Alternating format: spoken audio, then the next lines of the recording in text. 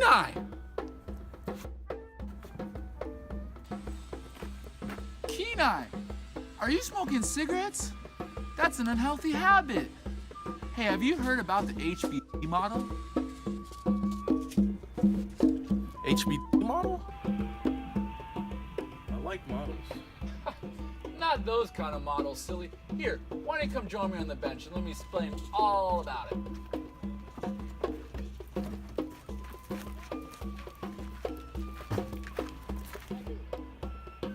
So where's these models?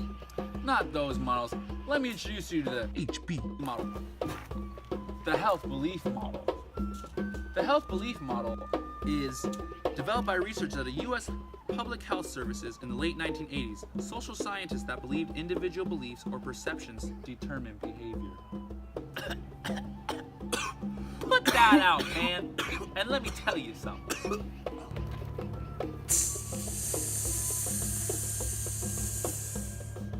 Ooh, smells better now. Thanks, man. So the health belief model is broken down into 4 major components.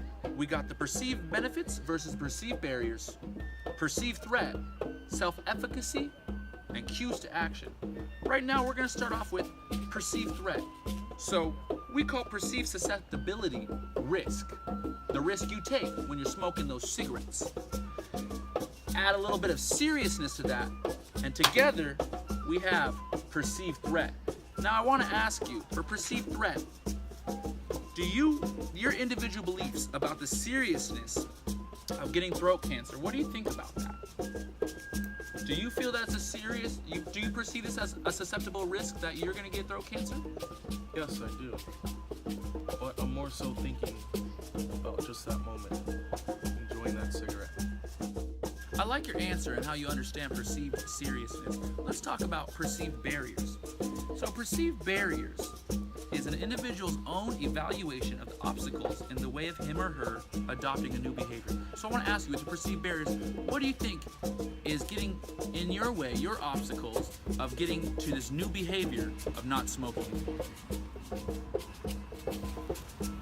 It's just a behavior you pick up. I look at it as a ritual. You know, as when you're hanging out with friends, light a cigarette, talk over it. It's enjoyable. I like it. I'm glad you understand about your perceived barriers. Let's flip the script a little bit and talk about perceived benefits. This is a person's opinions of the value or usefulness of a new behavior in decreasing the risk of developing this disease. So, what are your opinions of the value of the usefulness of what you can be doing if you switch this behavior into a healthier habit? I could be working out more, focusing on my health.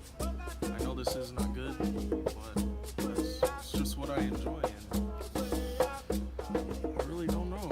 I just can't help it. I'm glad you understand the perceived benefits and the usefulness of switching to a new behavior. I want to talk to you now about self-efficacy. Self-efficacy is the belief that one can achieve the behavior required to execute the outcome.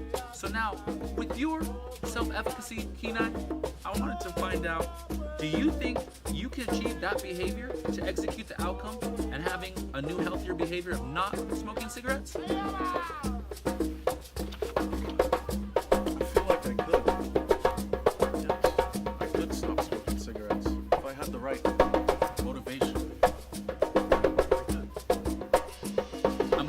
About motivation, if you had the right motivation, because that leads into our next and final part, cues to action. Cues to action is events, people, or things that move people to change their behavior. And Kenai, I want to be your cue to action to show you and give you motivation that you can build up your self-efficacy and you can change your negative behavior to give yourself a good behavior. How does that sound? Sounds great. Will you show me? Yes, I will.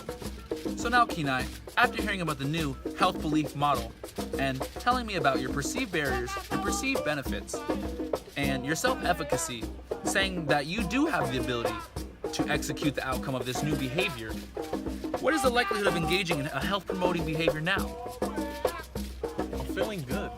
Like, I could replace smoking totally. I don't need that. I'm feeling good. Let's go hike a mountain. Yeah!